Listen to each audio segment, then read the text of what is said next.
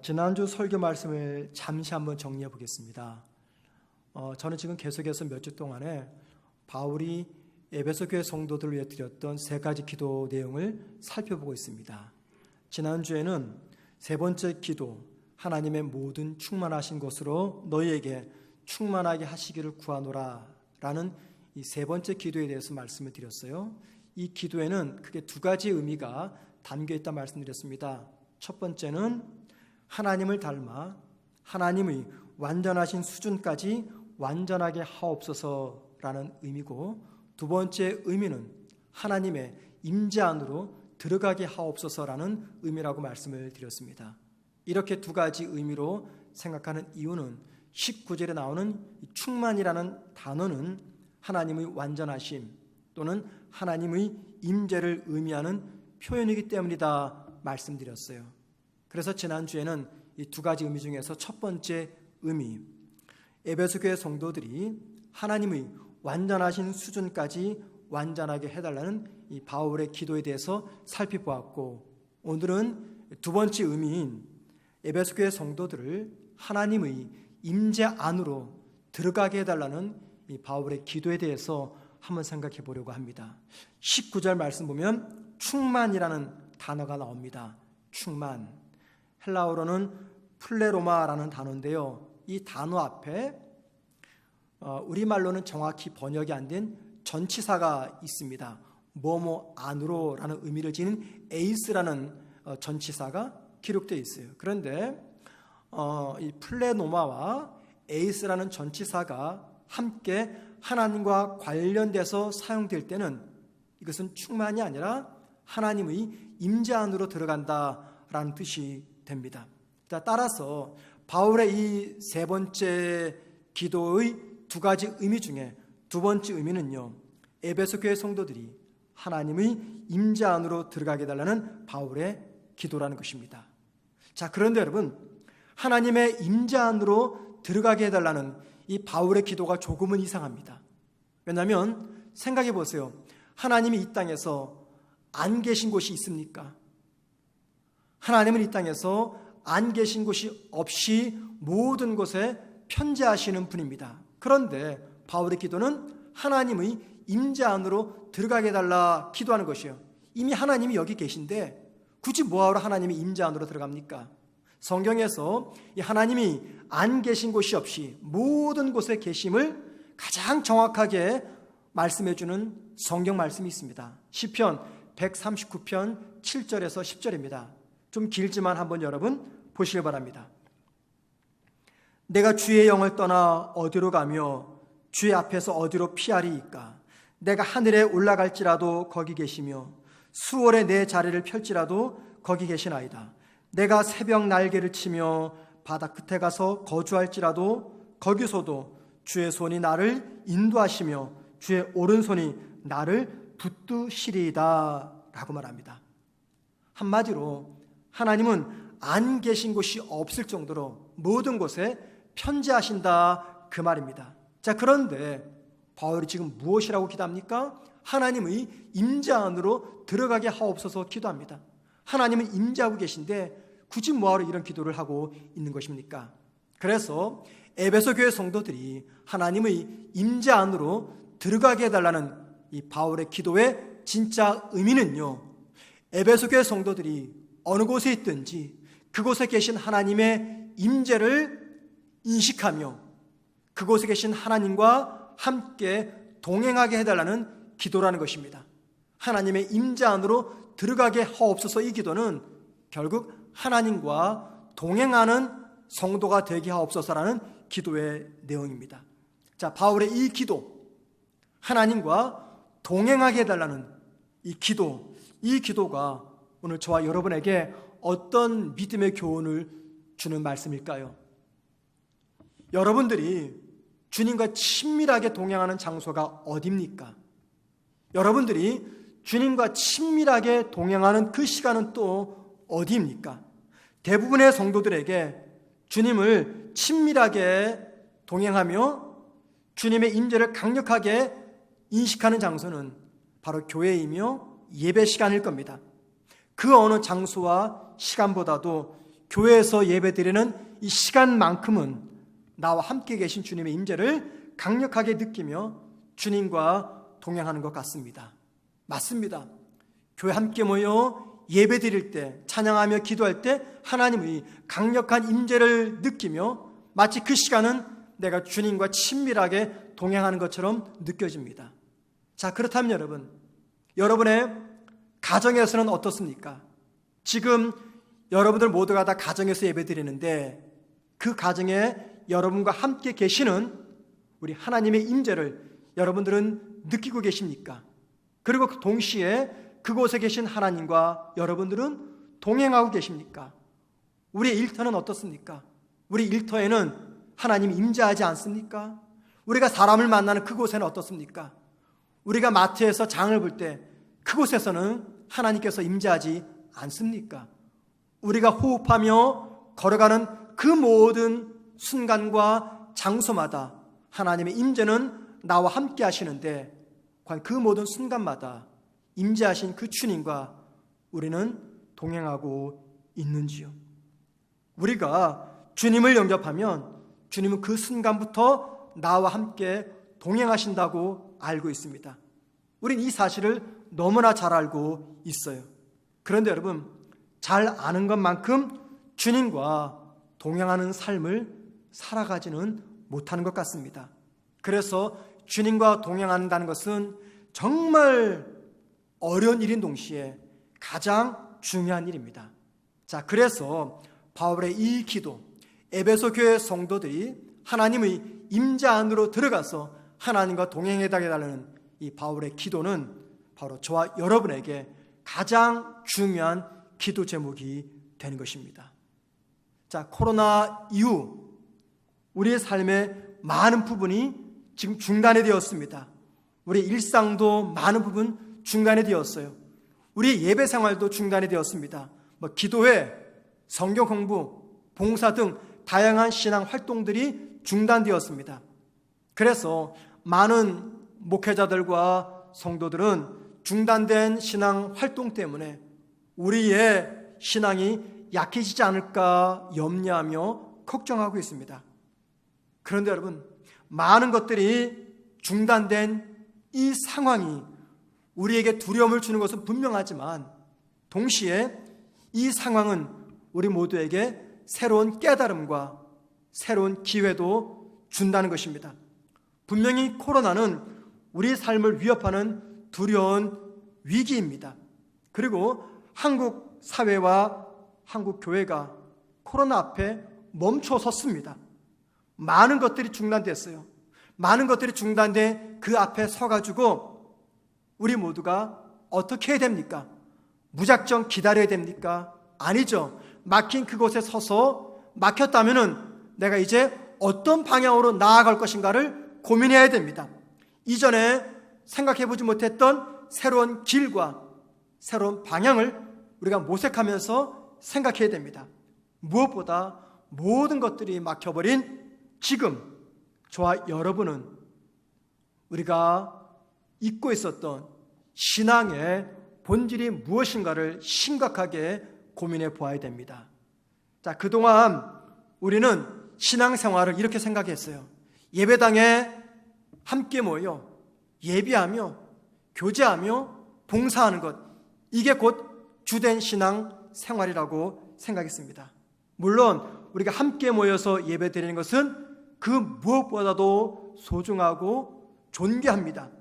공동체를 함께 모여서 하나님을 예배하며 성도가 함께 교제하면서 하늘나라의 기쁨을 누리면서 함께 모인 성도가 하나된 주님의 몸된 교회를 이룰 수가 있습니다. 이런 과정들이 정말 중요합니다. 그런데 여러분, 이런 활동들이 멈춰버렸기 때문에 우리가 심각한 영적 침체에 빠진다고는 생각하지 말아야 됩니다. 또는 이런 것들이 중단되었기 때문에 주님과의 관계가 멀어진다고도 생각하지 마셔야 됩니다. 왜냐하면 비록 우리가 코로나 때문에 예배당에 모여서 함께 예배드리지 못한다 할지라도 우리 각자가 살아가는 삶의 그 자리에 계신 주님의 임재를 의식하며 주님과 동행하는 것, 그게 곧 믿음 생활의 본질이기 때문입니다. 믿음 생활의 본질은 예배당에서 예배하는 것뿐만이 아니라 저와 여러분이 살아가는 삶의 그 자리에서 계신 하나님의 임재를 내가 의식하며 그 하나님과 동행하는 것, 이게 바로 믿음 생활의 본질입니다. 우리가 쉽게 빠지는 위험한 신앙의 함정이 있습니다. 그 함정이란 예배당에서 뜨겁게 예배를 드리고 아무도 없는 조용한 기도원에 가서 기도를 해야지만이 하나님의 임재를 쉽게 느끼고 하나님과 함께 동행하는 것 같다라는 생각을 갖는 것입니다. 자, 그렇게 생각하면서도 막상 세상에서는, 가정에서는, 일터에서는, 사람 만나는 장소에서는, 마트에서는 하나님의 임재를 인식하지 못하고 하나님과 동행하지 못하는 것, 이게 바로 저와 여러분이 빠지기 쉬운 가장 위험한 신앙의 함정입니다.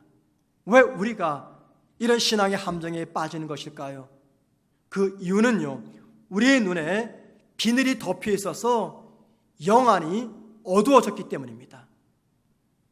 바울이 사울이었던 당시 그런 다메섹에서 빛으로 찾아오신 주님을 만나게 되었고, 그로 인해서 앞을 보지 못하는 소경이 되었습니다. 그 후에 아나니아가 안수기도 함으로 바울 눈에서 비늘이 떨어지게 됩니다. 자, 아나니아가 안수기도 함으로 바울의 눈에 끼어 있었던 비늘이 떨어졌다, 이 말은 결국 그동안 바울은 눈에 비늘 같은 것을 끼고 살았다, 그 말입니다. 바울의 눈에 비늘이 끼어 있었기에 바울은 참된 진리를 보지 못한 채 주님과 교회를 박해한 것입니다. 자, 그런데 아나니아가 안수기도 하니까 눈에 끼었던 비늘이 떨어졌습니다. 그리고 그 이후에 바울은 이전에 보지 못했던 놀라운 것을 목격하게 됩니다. 그 이야기를 사도행전 15장 4절에서 바울은 이렇게 말합니다. 예루살렘에 이르러 교회와 사도와 장로들에게 영접을 받고 하나님이 자기들과 함께 행하신 모든 일을 말하며 라고 말합니다. 여기 말씀에서 하나님이 자기들과 함께 계셔 행하신 모든 일을 말하며, 이 말씀을 주목하십시오. 하나님이 자기들과 함께 계셔, 여기서 말하는 자기들이란 바울과 그의 일행들을 이야기합니다. 지금 바울이 예수님의 제자들 앞에서 무슨 이야기하냐면 선교 보고를 할 때 그동안 자기들과 함께 하셨던 하나님의 임재를 소개하고 있는 것입니다. 눈에서 비늘이 벗겨져 영안이 밝아지니까 바울이 보았던 것은 다름 아닌 그와 함께 동행하셨던 하나님의 임재를 보았던 겁니다. 자신과 함께 하시는 하나님의 임재를 보게 되니까 바울은 자연스럽게 그 주님과 동행하는 삶을 살게 되었다라고 하는 것이 여기 사도행전 15장 4절의 말씀입니다. 바울뿐 아닙니다. 우리 모두의 눈에 끼인 비늘이 벗겨져야 그때 비로소 영안이 밝아져서 내가 있는 그곳에 나와 함께 임재하시는 하나님의 임재를 보게 되고, 그리고 주님과 함께 동행하는 삶을 살아가게 되는 것입니다. 바로 그것이 믿음의 본질입니다. 저는 오늘 바울이 세 번째 기도, 에베소 교회 성도들이 하나님의 임재 안으로 들어오게 해달라는 이 바울의 기도를 가지고 여러분에게 질문을 하고 싶습니다. 여러분들은 코로나로 인해서 예배당에 오지 못하고 현장 예배를 드리지 못하고 셀 모임도 하지 못하고 기도도 하지 못하고 봉사도 하지 못하는 이 참담한 현실을 어떻게 생각하고 계십니까? 예배당에 올 수 없는 것을 생각하면서 마음이 너무 아프십니까? 신앙이 무너지고 있다고 생각을 하십니까? 기도가 도무지 안 된다고 생각을 하십니까? 하나님이 나를 떠난 것 같은 그런 생각과 느낌을 갖고 계십니까? 아니면 비록 내가 예배당에는 오지 못하지만 마치 예배당에서 예배 시간에 나와 함께 하시는 주님의 임재를 느끼듯이 내가 있는 그곳, 가정, 직장, 일터, 시장, 마트 곳곳에서 주님의 임재를 느끼면서 주님과 동행하고 계십니까? 여러분들은 이 사태 속에서 어떤 것을 느끼며 생각하면서 살아가고 계십니까? 코로나로 인해서 많은 것들이 중단된 이 시점에서 우리가 정직하게 점검해야 할 것은 내가 있는 곳이 어느 곳이든 그곳에 계신 주님의 임재를 느끼며 내가 그 주님과 함께 동행하는 삶을 살아가고 있는 것인가라는 것입니다. 많은 목회자들이 코로나 시대에 어떻게 목회를 해야 되나 고민을 합니다. 저 역시 하루도 이 고민을 하지 않은 적이 없습니다. 매일매일 고민합니다. 기도 때마다 하나님 앞에 지혜를 구합니다. 어떻게 해야 됩니까, 하나님? 어떻게 해야 됩니까? 자, 그렇게 고민하다가 제가 문득 오래전에 읽었던 책 한 권이 생각이 났어요. 그래서 다시 읽어봐야 되겠다 싶어서 꺼내서 읽기를 시작했습니다. 미국의 크리스토퍼 스미스라는 분이 쓰신 슬로우 처치라는 책입니다. 슬로우 처치. 우리말로 직역을 하자면 천천히 가는 교회라고 번역할 수가 있겠죠. 슬로우 처치. 저자는 이 책에서 미국 교회를 중심으로 한 현대 교회 문제점과 그 해결 방안을 기록하고 있습니다. 이 저자가 지적하는 미국 교회의 심각한 문제는요, 빠르게 그리고 크게 성장해야 되는 속도와 그리고 성장의 효율성을 둔 것이다라고 이야기합니다. 자, 그러면서 저자는 미국 교회를 가리켜서 맥도날드 처치, 즉 맥도날드 교회라고 이야기합니다. 맥도날드는 우리가 잘 아는 패스트푸드입니다. 주문하면 금방 맥도날드 버거가 나옵니다. 자, 그것처럼 미국의 현대 교회 문제는 빠른 속도로 다량으로 크게 많이 쏟아내는 것, 이게 미국 교회의 문제다라고 이야기합니다. 자, 그런데 여러분, 속도와 성장의 효율성을 강조하는 것은요, 미국 교회만의 문제가 아니라 어쩌면 미국 교회보다 한국 교회가 더 심각한 문제가 아닌가 생각을 합니다. 한국은 근대화를 거치면서 빠른 속도로 경제 성장을 이룩한 나라입니다. 그런데 빠른 속도로 경제 성장을 이룬 한국의 변화는요, 교회에도 엄청난 영향을 주었어요. 그래서 한국 교회는 한국 경제 성장처럼 더 빨리, 더 크게, 더 많이 라고 하는 속도와 성장을 믿음의 본질로 생각하게 되었습니다. 가능한 자주 모이고, 가능한 많이 모이고, 가능한 크게 지어야지 그게 곧 좋은 신앙생활이며 건강한 교회이며 살아 움직이는 교회라고 믿었습니다. 그러다 보니 목회자들은 교인들을 일주일 내내 교회로 불려드립니다. 이런 모임 저런 모임을 핑계 삼아서 일주일 내내 성도들을 교회에다가 붙잡아 둡니다. 그러면서 그게 진짜 신앙이라고 가르쳤어요. 반대로 교회에 모이지 않으면 왠지 허전합니다. 주일날 교회에 주중에 4번 올 것을 2번만 오면은 마치 내 신앙에 큰 위기가 온 것처럼 생각을 해버립니다. 아니, 정직하게 말하면 저 같은 목회자들이 그렇게 성도들을 양육했습니다. 가능한 자주 모여야, 많이 모여야 그게 곧 믿음이라고 그렇게 믿어왔고 가르쳤습니다. 그리고 속도와 성장의 효율성을 추구하는 과정 속에서 우리는 중요한 것을 잃어버렸어요. 믿음의 중요한 가치, 신앙의 본질을 상실하고 말았습니다. 많이 모이기는 하는데, 자주 모이기는 하는데 진짜 중요한 신앙의 본질을 우리는 모두가 다 잊어버리고 말았습니다. 목회자뿐만이 아니라 성도들도 잊어버렸어요. 그게 뭐냐면 신앙의 본질입니다. 여러분, 신앙의 본질이 무엇입니까? 도대체 신앙이 뭡니까? 자주 모이는 것, 많이 모이는 것, 그게 신앙입니까? 예, 자주 모이고 많이 모이면 안 모이는 것보다 분명히 더 좋습니다. 훨씬 낫습니다. 그러나 자주 모이는 것, 그게 신앙의 본질은 결코 아닙니다. 신앙의 본질이란 내 삶에 임재하시는 그 주님의 임재를 느끼며 내가 주님과 세상에서 동행하는 것입니다. 교회가 아닙니다. 교회에서 주님의 임재를 느끼고 교회에서 주님과 동행하는 것이 아니라 세상에서 주님의 임재를 느끼고 주님과 세상에서 동행하는 것, 그게 바로 신앙의 본질입니다. 자, 그런데 크기와 속도만 쫓던 한국교회와 성도들은 자기가 있는 그곳에 계신 주님의 임재를 잊어버리고 주님과 동행하는 삶을 살아내지 못합니다. 우리 모두는 그동안 아무런 어려움 없이 믿음 생활을 해왔습니다. 무슨 문제가 있었습니까?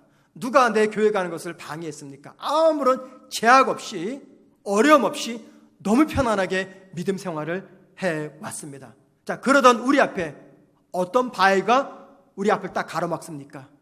코로나라고 하는 바위입니다. 코로나라고 하는 바위가 우리 믿음의 여정의 길을 막아버렸습니다. 자, 그 길이 막혔다고 하니까 모두가 다 절망합니다. 낙심합니다. 그런데 여러분, 절망하지 말고 낙심하지 말고 막힌 그 벽 앞에서 돌아갈 길을 생각해 보아야 됩니다. 지금까지 열심히 달려왔는데 그 길이 막혔다면은 우리가 곰곰이 진지하게 생각해 보아야 됩니다. 지금까지 달려왔던 이 길이 맞는 길인가? 더 효율적이고 더 올바른 길은 없는가? 그 막힌 길에서 다시 한번 진지하게 생각하며 어떻게 하면 새로운 길을 만들어냈을지 우리 모두가 고민해야 됩니다. 여러분, 새로운 길이란 이전에 없었던 새로운 것을 만드는 것이 결코 아닙니다. 제가 말씀드리는 새로운 길이란 이전부터 있었어요. 그런데 우리가 잊어버렸어요. 속도와 성장의 가치에 휩싸여서 잃어버린 신앙의 본질을 다시 회복하는 것입니다. 본질을 회복하는 것. 그게 뭡니까? 교회와 성도들이 그동안 속도와 크기와 성장에 속아서 잊어버린 신앙의 본질인 주님과의 동행을 회복하는 것입니다. 코로나 때문에 막혔다면요, 막힌 그 앞에서 더 진지하게 주님의 임재를 생각하며 그 주님과 동행하는 삶을 살아내야 됩니다. 왜냐하면 그게 바로 믿음의 본질이기 때문입니다. 신앙의 본질이 무엇인가를 가장 명확하게 우리에게 소개해주는 주님의 말씀이 있습니다. 요한복음 15장 5절입니다. 주님이 이렇게 말씀하십니다. 나는 포도나무여 너희는 가지라. 그가 내 안에 거하면 사람이 열매를 많이 맺나니 나를 떠나서는 너희가 아무것도 할 수 없음이라. 여러분, 주님의 이 말씀은요, 믿음 생활이 무엇인지를 정확히 알려주는 핵심 구절입니다. 이 말씀 안에 성도의 신앙의 본질이 무엇인가가 다 담겨 있어요.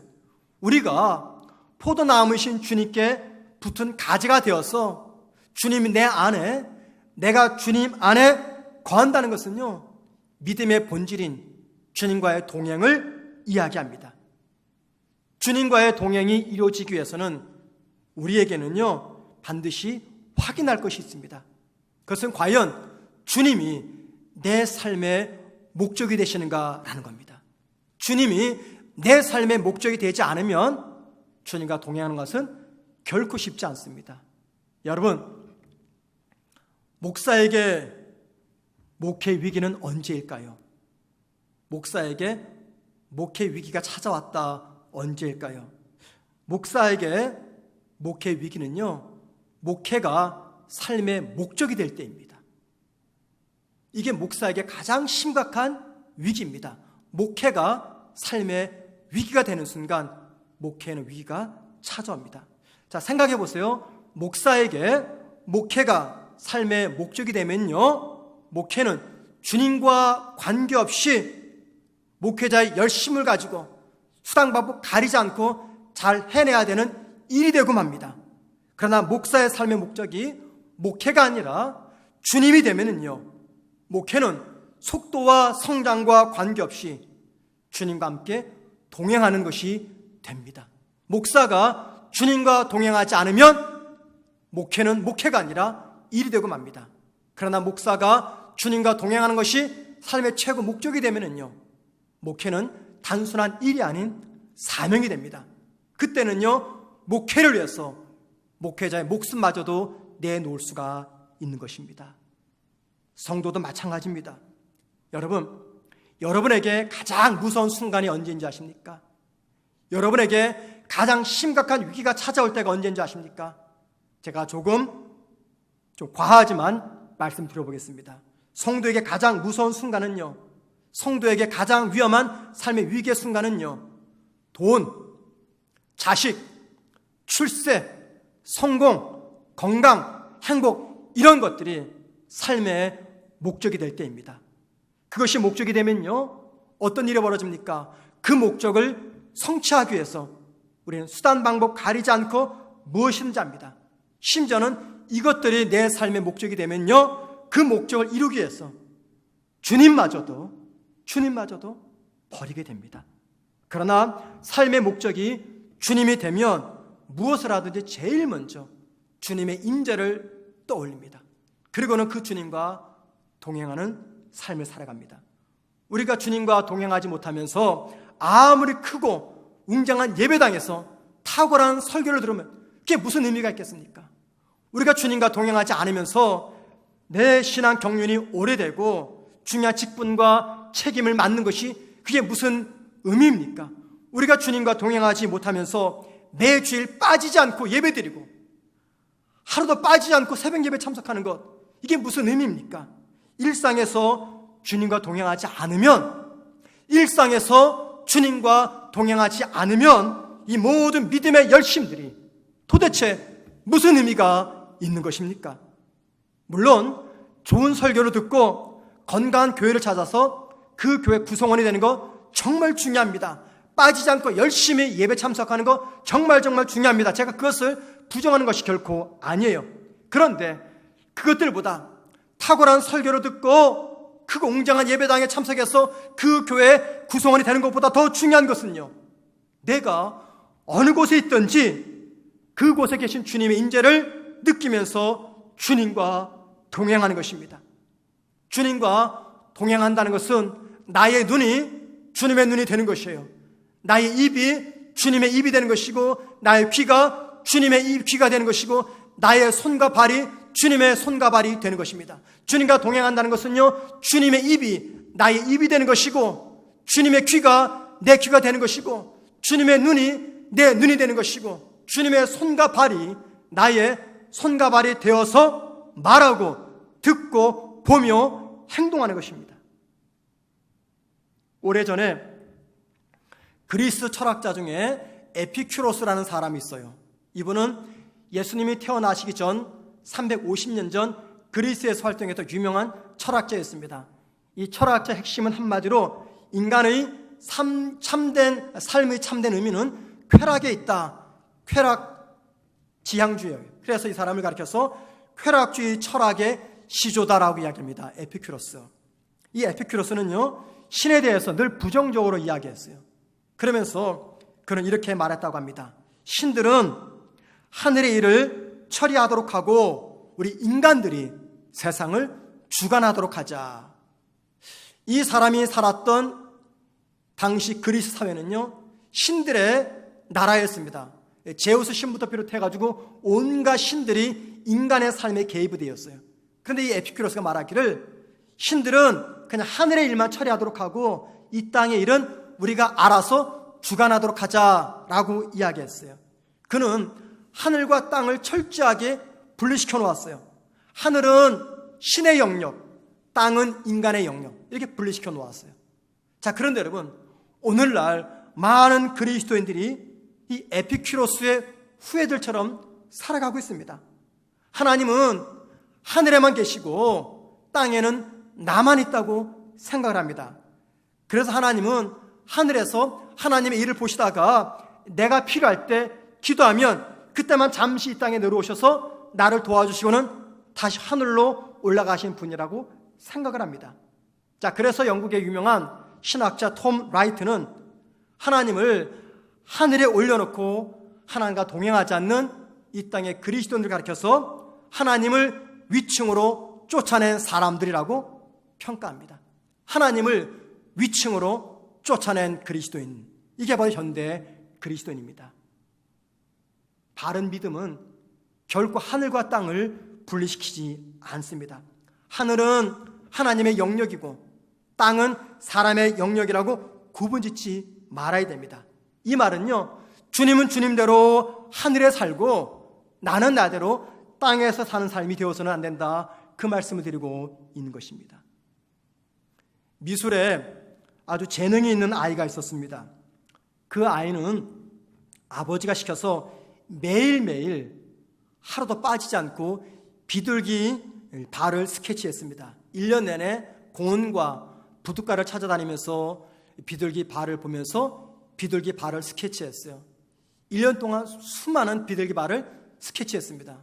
자, 그랬더니 주변의 어른들이 그 아이가 이상해서 묻습니다. 얘야, 너는 왜 매일 비둘기 발만 그리고 있니? 물어봤어요. 그랬더니 그 아이가 대답하기를 아버지가 비둘기 발만 그리라고 시켰어요 라고 대답합니다. 여러분, 이 아이가 누군지 아십니까? 이 아이가 그 유명한 피카소입니다. 피카소의 아버지는 어린 아들의 재능을 발견하고는요, 사물을 관찰하는 훈련을 시키기 위해서 1년 동안 비둘기 발만 그리라고 시킨 것입니다. 자, 그런데 놀라운 것은요, 1년 동안 피카소가 비둘기 발만 스케치했더니 이 어린 피카소는요, 비둘기 발에는 50가지 종류가 있다는 것을 알아내었습니다. 우리가 생각할 때 비둘기 발은 한 가지잖아요. 그래서 피카소가 1년 동안 발만 스케치하며 관찰했더니 비둘기 발에는 50개 종류의 발이 있다라고 관찰을 했다고 합니다. 자, 이 이야기는 나와 함께 하시는 예수님에 대해서 우리가 얼마나 피상적으로 알고 있는가를 돌아보게 하는 이야기입니다. 우리는 주님을 너무 잘 알고 있다고 생각을 합니다. 그런데 여러분, 우리가 정말 주님을 알고 있다면 얼만큼 주님을 알고 있을까요? 여러분에게 이 A4 용지 한 장을 드리고 여기에다가 여러분이 아시는 대로 주님에 대해 쓰십시오라고 하면 여러분들은 과연 몇 장이나 쓰실 수 있을까요? 만약 여러분들에게 누군가에게 예수님에 대해 설명하라 하면 과연 몇 시간 동안 설명을 하시겠습니까? 사람과의 관계는 그 사람을 알아온 시간과 비례합니다. 그래서 1년을 내가 교제한 거와 10년을 교제한 그 사람에 대해서는 더 많이 압니다. 10년보다도 30년간 교제한 분을 더 잘 알고 있습니다.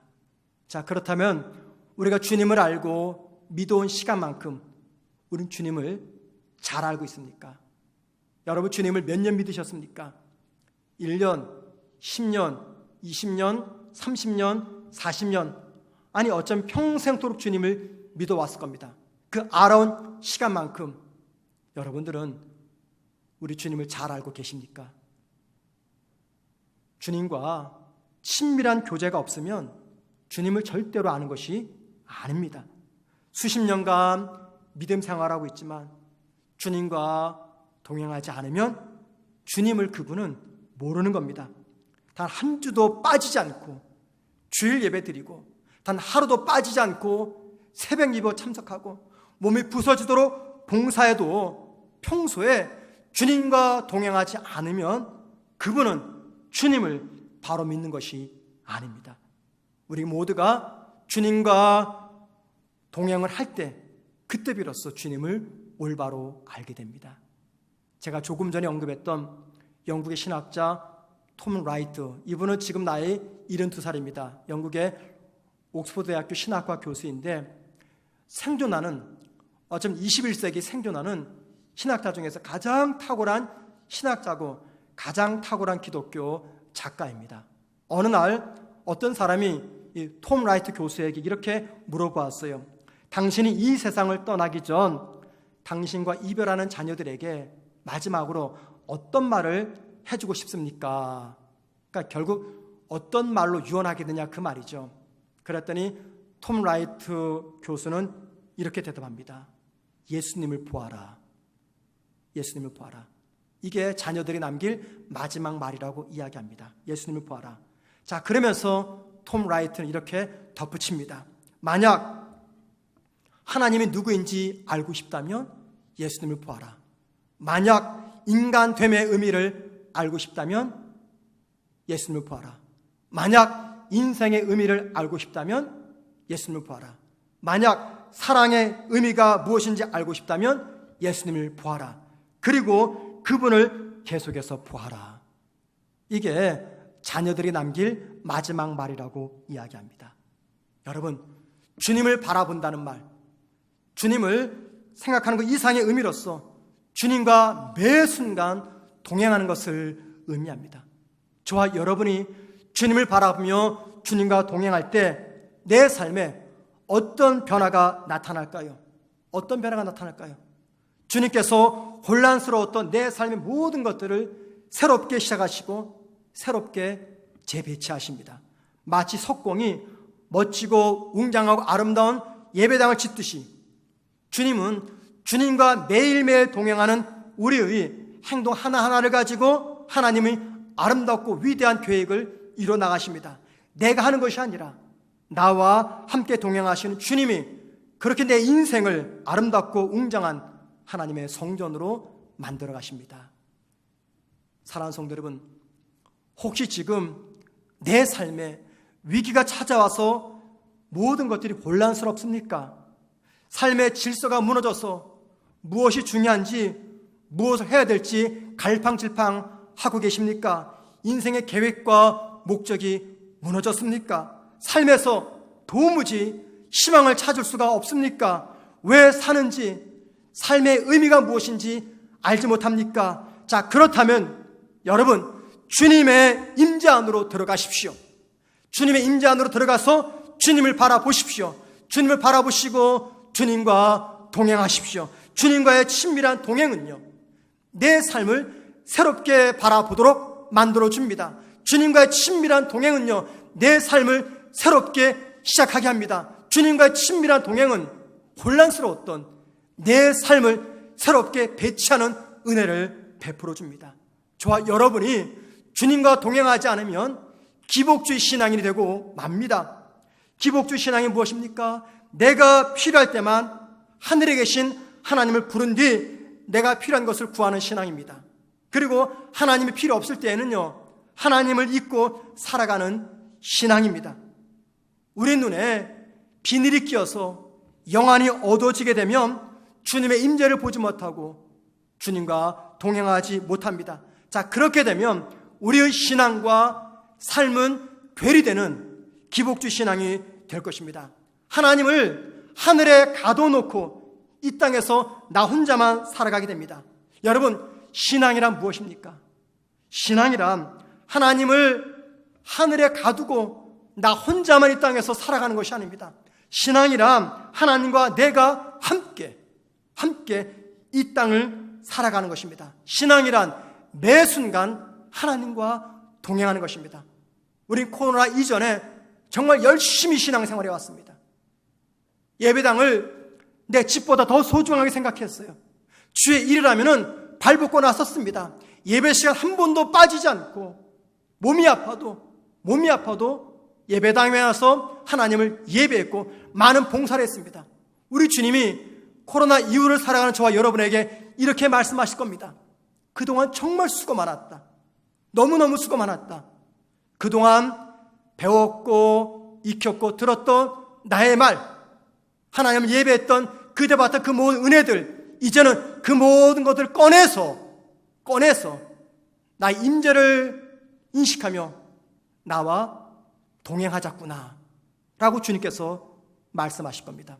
예, 분명히 코로나 때문에 우리 앞이 막혔습니다. 어디로 가야 될지 모르겠습니다. 마음 놓고 예배당에 오지 못하고 기도조차 못합니다. 봉사하지 못합니다. 성도를 만날 수 없습니다. 그런데 여러분, 이 때를 위해서 우리는 그동안 열심히 믿음 생활해 온 것이에요. 그동안 주님을 섬겼고 예배하며 성도의 교제가 있었다면 그 은혜를 이제 끄집어내서 막힌 이 상황 속에서 진짜 믿음의 본질대로 살아가야 됩니다. 그게 바로 주님의 임재를 인정하며 그 주님과 동행하는 것입니다. 비록 교회당에 오지 못하지만 여러분이 계신 그 가정에, 여러분의 일터에, 여러분이 만나는 사람과의 관계 속에서 나와 함께 동행하시는 주님의 임재를 인식하시면서 그 주님과 동행하시는 우리 모두가 되기를 주님의 이름으로 축원을 드립니다.